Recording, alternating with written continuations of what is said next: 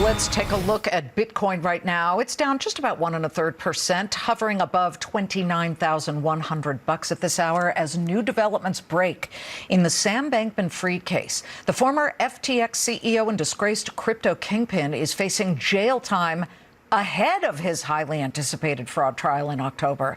After a short stint in a Bahamas jail cell, SBF has so far dodged getting thrown back behind bars as a federal judge evaluates prosecutors' demand to revoke his bail.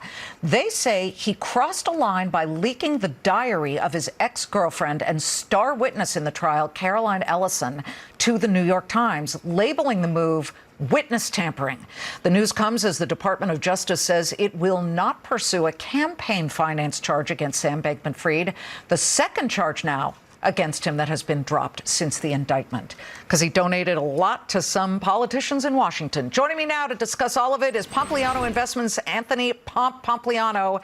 He's here in a Fox Business exclusive. Well, give us your first reaction to the SBF developments. Yeah, thanks so much for having me, Liz. Look, I think that we have to remember that the United States is still the land where rule of law prevails. And what we've seen, I think, is there are people who are working inside of each one of these organizations to figure out what happened, what was legal, what wasn't legal. And then they're going to go in front of a court of law. They're going to present a case, and ultimately that court of law is going to decide what should occur. And, without getting into too many of the details and trying to keep up with every last individual development, I think that the court of law is really important here in the United States. Absolutely. And something that we hang our hat on.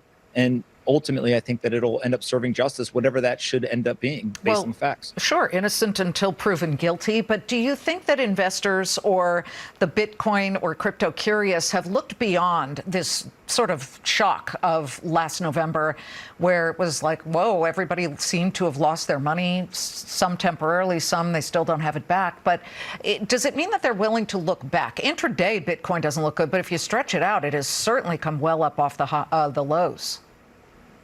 Yeah, for sure. If you a couple of stats, look at Bitcoin is up about 80% year to date. It's up like 2x off the bottom of what appears to have been the bottoming of the bear market. If you go all the way back in the pandemic era, Bitcoin is up over 300%. Pretty much if you had bought Bitcoin rather than invest in a hedge fund, you would have outperformed during that time period. And so I definitely think that that shows people are coming back into the market.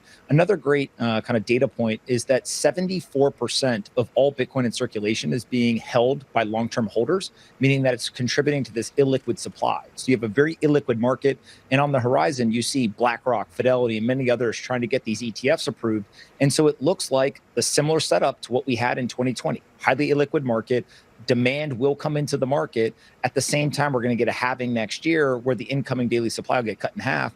And just as we saw a very, very aggressive run up in Bitcoin's price from 2020 into the beginning of 2021, I do think that we're watching a similar setup here. Well, there are a whole bunch of organizations and companies trying and vying to be the first to get that spot Bitcoin ETF approved by the SEC. And it's not just BlackRock or WisdomTree, it's ARK Investments, it's Van Eck. They're all very interested in getting in there. Whoever gets it, what will that approval, if it does come due, for Bitcoin, in your opinion? Yeah, I mean, it's just increased demand, right? And what we've seen in the futures-based ETF that got approved is $1 billion flew into the product in like 48 hours. And so obviously there is this pent-up demand. Now, people should remember that there are futures-based ETFs and spot Bitcoin ETFs available elsewhere around the world.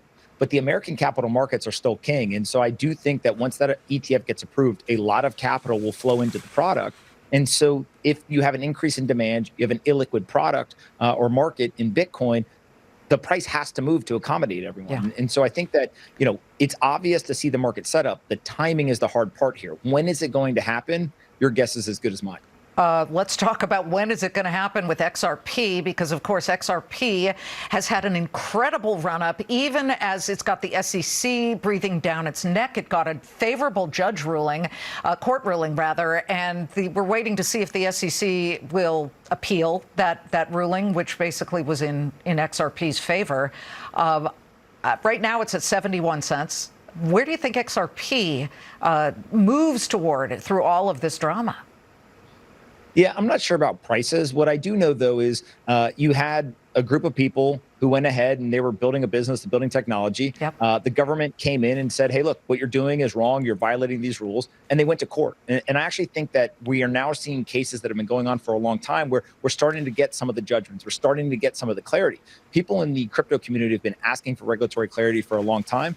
People in the regulatory bodies have been saying the existing rules are the clarity, comply with them. And so I think in the XRP case, it's a great example where they went to court, they laid out their arguments, the regulatory bodies laid out their arguments, and a judge made a decision. Now there's appeals and other kind of knock-on effects, but ultimately in the country of the United States, going to court and making your case is part of what it means Freedom. to have the best capital markets 100%. and freedom. Absolutely. Part of the U.S. and our laws is that Congress can move to regulate things. Actually, the Bitcoin and the crypto world has been begging for guardrails to say, let us move forward and let us know the rules of the road. We now have 6 Democrats joining Republicans when it comes to the Fit for the 21st Century Act. This is the bill that lays out clear rules of the road for crypto regulation.